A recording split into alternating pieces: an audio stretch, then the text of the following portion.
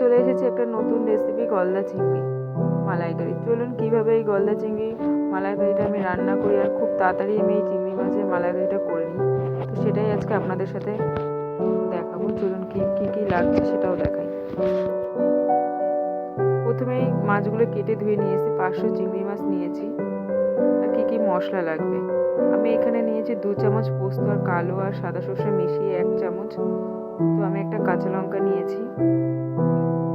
এবার আমি 3-4 কোয়া রসুন, কাঁচা লঙ্কা আর একটা গোটা পেঁয়াজ এগুলো একসাথে পেস্ট করব। আর সর্ষেটা আর পোস্তটা আর একটা লঙ্কা আমি আলাদা ওটা বাটবো। এবার মাছগুলোতে আমি নুন হলুদ মাখিয়ে নেবো, অল্প নুন অল্প হলুদ দিয়ে ভালো করে মাছটাকে মাখিয়ে নেব।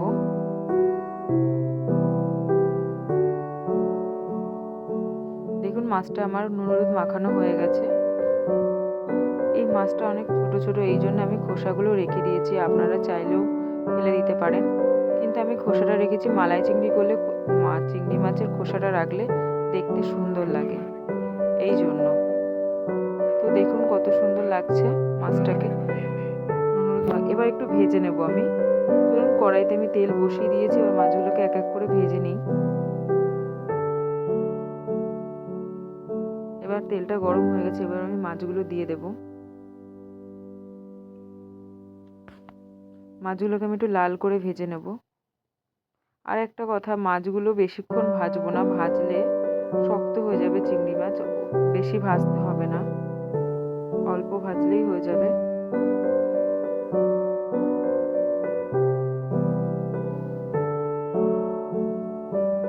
এইভাবে চিংড়ি মাছ ভেজে নিলে খুব সুন্দর লাগে। এরকম লাল লাল করে চিংড়ি মাছগুলো আমি ভাজছি, এইভাবেই আপনারা বাড়িতে ভাজবেন। আমার মাছগুলো সব ভাজা হয়ে গেছে, এবার আমি সব তুলে নেব প্লেটে। দেখুন মাছগুলো আমি কত সুন্দর করে ভেজে নিয়েছি, লাল করে ভেজে নিয়েছি।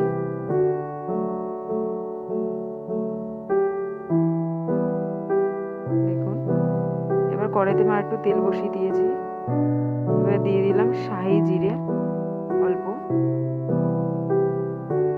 2 এলাচ, 2 দারচিনি আর 2 লবঙ্গ আর একটা তেজপাতা আমি দিয়ে দেবো ফোড়নে। ফোড়নটাকে আমি একটু ভালোভাবে ভাজবো।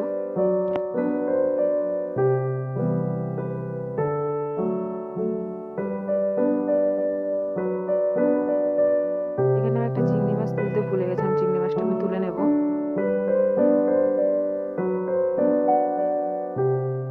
চিংড়ি মাছটা তুলে নেওয়ার পরে ফোড়নটাকে আমি ভালো করে ভাজবো, যতক্ষণ না একটা মিষ্টি গন্ধ বেরাবে ততক্ষণ আমি ফোড়নটাকে ভাজবো।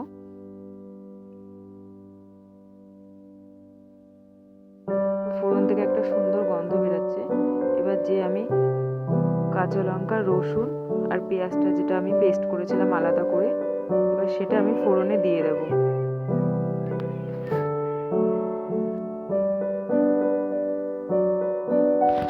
যেগুলো পেস্ট করেছি এবার দিয়ে দেব সবকিছু।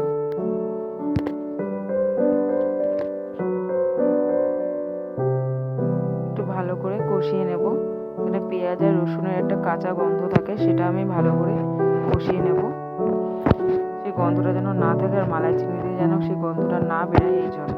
এবার আমি অল্প অল্প দুধ দিয়ে কষাবো। আমি এখানে মিল্ক পাউডার নিয়েছি, গরম জলে একটু গুলে নিয়েছি, কারণ আমার কাছে নারকেল ছিল না, এই জন্য আমি মিল্ক পাউডার নিয়েছি। আপনাদের বাড়িতে যদি নারকেল থাকে তো নারকেলের দুধ দিয়ে করবেন, বা যদি না থাকে নারকেল তো এমনি গরুর দুধ দিয়েও করতে পারেন। তো আমার হাতের সামনে ছিল মিল্ক পাউডারটা, ছিল কোকোনাট পাউডারটা, এই জন্য আমি পাউডার দিয়েই করেছি। টেস্ট একই রকমই আসবে, যেরকম মানে নারকেল দিয়ে করলে যেরকম টেস্ট হয়, তো এই পাউডারটা দিয়ে করলে সেমই টেস্ট হবে। আমরা অল্প অল্প করে কষিয়ে নিই মশলাটাকে। আমি আলাদা কোনো জল দেব না, আমি যে কোকোনাটের যে দুধটা রেখেছি ওটা দিয়েই আমি কষাবো।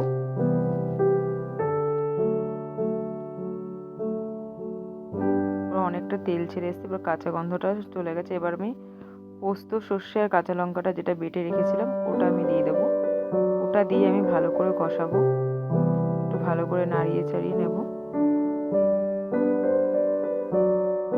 এটা ভালো করে কষানো হয়েছে। দেখুন কিরকম তেল ছেড়ে গেছে। এবার আমি অল্প নুন দিয়ে দিলাম স্বাদ মতন, অল্প একটু হলুদ দিয়ে দিলাম, একটু ভালো করে নাড়িয়ে চাড়িয়ে নেব।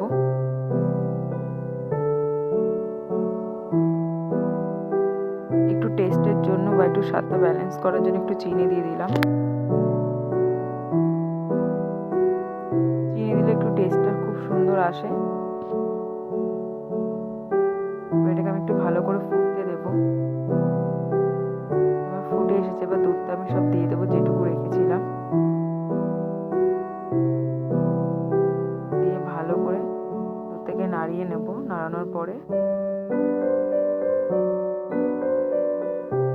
এবার ভালো করে ঝোলটা ফুটে উঠুক।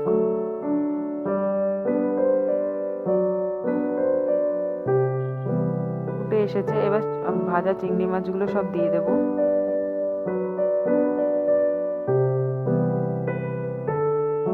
ভালো করে চিংড়ি মাছটা ঝোলের সাথে মিশিয়ে নেব। মেশানো হয়ে গেছে। এবার আমি মাঝখানে একটু কাঁচা তেল দিয়ে দিয়েছিলাম, দিয়ে সেটা দিয়ে একটু 5 মিনিট ফুটিয়ে নিয়েছি। কাঁচা তেলটা অবশ্যই দেবেন, মালাইকারিতে কাঁচা তেলটা অবশ্যই লাগে, তো একবার একটু কাঁচা তেলটা দেবেন। এবার ভালো করে ফুটে এসছে, এবার কাঁচা তেলের গন্ধটাও চলে গেছে। এবার আমি এতে দিয়ে দেব 1 চামচ মতন ঘি।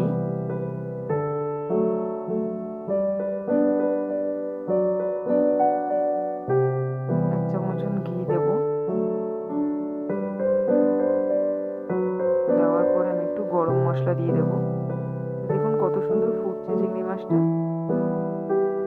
এবার আমি গরম মশলাটা দিয়ে দিলাম, দিয়ে একটুখানি ফুটিয়ে নেব। আগে একটু একটুখানি মিশিয়ে নিলাম গরম মশলাকে, নিয়ে তারপরে ফুটিয়ে নেব। আমার মালাই চিংড়ি রেডি। এবার চলুন এটাকে আমি নামিয়ে নিচ্ছি। দেখুন আমার মালাই চিংড়ি হয়ে গেছে। দেখুন কতটা সুন্দর আর কতটা কম সময়ের মধ্যে এই মালাই চিংড়িটা হয়ে গেল। কতটা টেস্টি ও লোভনীয় হয়েছে দেখুন একবার। আমি এইভাবেই বাড়িতে মালাই চিংড়ি বানাই, আপনারাও ঠিক এইভাবে বানাবেন, একবার বানিয়ে খাবেন। সত্যি খুব দুর্দান্ত স্বাদ হয়। দেখুন কতটা টেস্ট, ও সবাই খুব পছন্দ করবে এইভাবে যদি মালাই চিংড়ি বাড়িতে রান্না করা হয়।